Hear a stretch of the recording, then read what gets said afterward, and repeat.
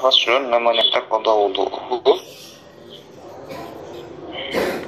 orang yang batal wudu'nya itu dengan hadas kecil, haruma alaihi as-shalah, maka haram atasnya sholat. Oke, jelas. Baik sholat sunnah maupun sholat wajib atau sholat jenazah. Wattawafu dan tawaf, baik tawaf sunnah maupun tawaf fardu. Wa hamlul mushaf, dan haram juga membawa mushaf. Wa massuhu, dan menyentuh mushaf. Tidak boleh membawa mushaf, tidak boleh menyentuh mushaf, juga tidak boleh menyentuh kulit mushaf atau cover mushaf atau hawashi. Hawashi itu pinggiran-pinggiran yang tidak ada tulisan, yang tidak ada tulisannya, itu juga haram, tidak boleh dipegang bagi orang yang tidak punya wudu.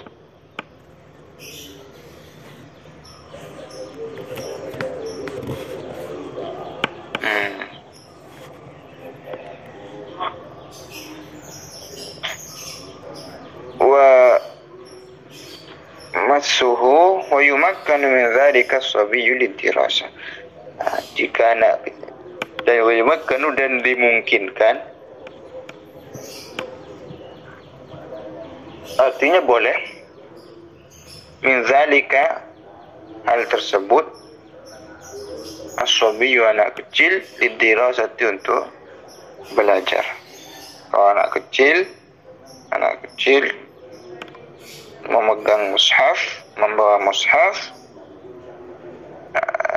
untuk belajar, maka boleh.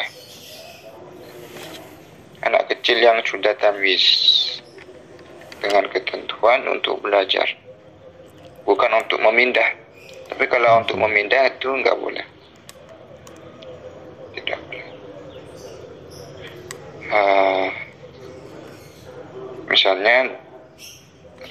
Misalnya disuruh ini sabakin misalnya, kepada anak kecil, maka itu tidak boleh.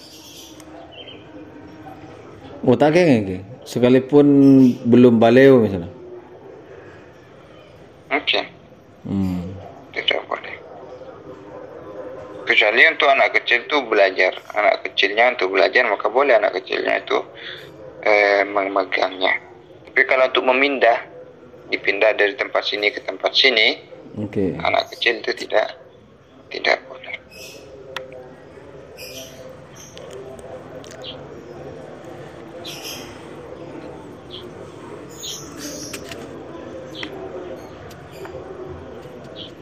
Wa yahrumu 'alal junubi hadhihi, dan haram kepada orang junub hal ini yang di atas, yang disebutkan di atas, salat, tawaf, hamdul mushaf, mashul mushaf. Ini tidak boleh kepada orang yang junub. Kemudian ditambah dua, kalau orang yang junub, qiraatul Quran, membaca. Kalau orang yang tadi, yang di atas, itu membaca itu enggak apa-apa. Yang tidak boleh itu menyentuh dan membawanya. Orang yang tidak punya wudu boleh membaca Quran. Tapi menyentuhnya tidak boleh. Tapi kalau orang junub menyentuh ataupun membaca, sekedar membacanya, itu juga tidak boleh kalau orang junub. Dengan sekira bacaannya tersebut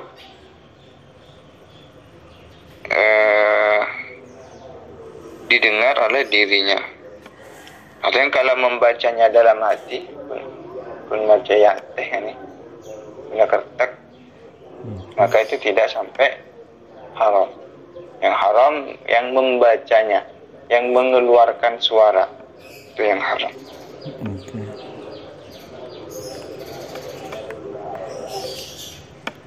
Dengan tujuan untuk membaca Al-Quran. Kalau dengan tujuan zikir, maka tidak masalah, tidak apa-apa. Tujuannya adalah untuk berzikir. Wa muktu fil masjid wal musu fil masjid, dan berdiam diri di masjid ini juga tidak boleh bagi orang yang junub. Atau dia itu bolak-balik di masjid, mondar-mandir di masjid, maka itu juga tidak boleh bagi orang yang junub. Wa yahrumu 'alal haidhi wan nufassa'i hadhihi, dan bagi orang haid dan nifas, hadhihi yang sudah disebutkan di atas. Semua yang sudah disebutkan di atas haram bagi orang yang haid maupun orang yang nifas. Ditambah bagi orang haid dan orang yang nifas itu puasa. Jadi juga haram juga berpuasa. Qabla linqita, sebelum terputus darah haid atau nifasnya. Kalau orang haid misalnya jam 8 malam, ternyata jam 2 malam sudah terputus, maka orang tersebut harus berpuasa. Tapi kalau tidak terputus sampai pagi, maka tidak boleh berpuasa.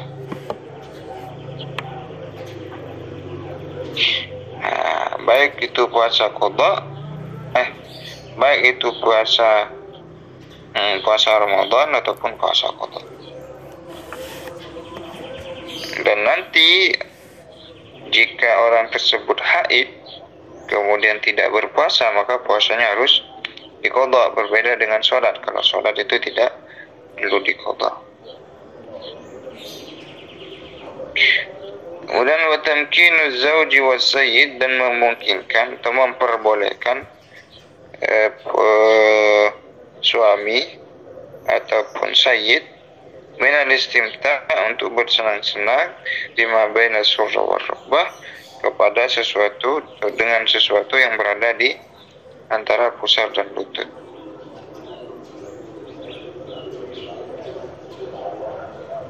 Tidak boleh bersenang-senang dengan sesuatu yang ada di pusar dan lutut, baik dengan melihatnya atau menyentuhnya tanpa ada penghalang. Itu tidak boleh jika seorang istri tersebut dalam keadaan haid.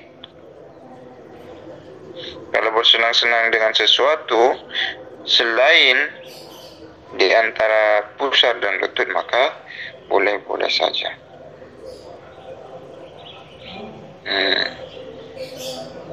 Qabla al-wusli, sebelum mandi. Waqila, dalam suatu pendapat dikatakan la yahrumu illa al-jima', tidak haram kecuali jima'. Jadi dalam suatu pendapat boleh bersenang-senang dengan apa yang ada di antara pusar dan lutut, sekalipun si istri dalam keadaan haid atau dalam keadaan terputus haid tapi belum mandi. Itu tidak haram kecuali jima', kata sebagian pendapat.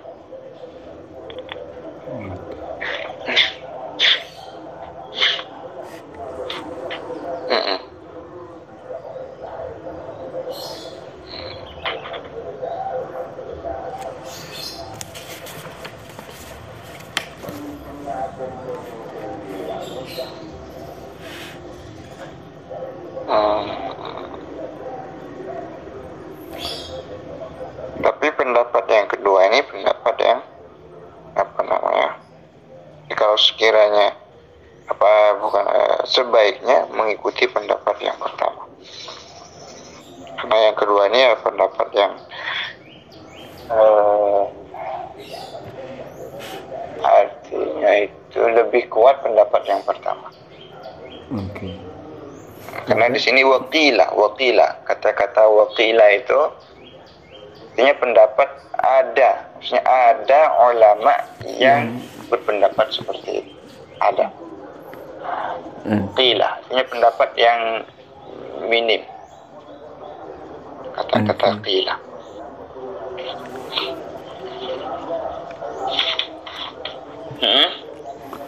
Berarti apanya mana?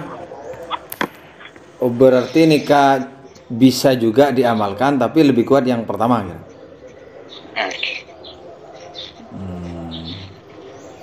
Untuk lebih hati-hati juga, yang pertama lebih hati-hati. kan baik dulu ya. Oh, kan ya? Oke. Oke. Alhamdulillah sholli ala nabi. La ilaha illallah. La ilaha illallah. Allahumma sholli ala sayyidina ya salli wa sallim ya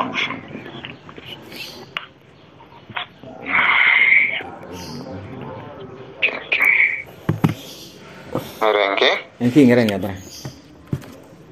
Assalamualaikum. Waalaikumsalam warahmatullahi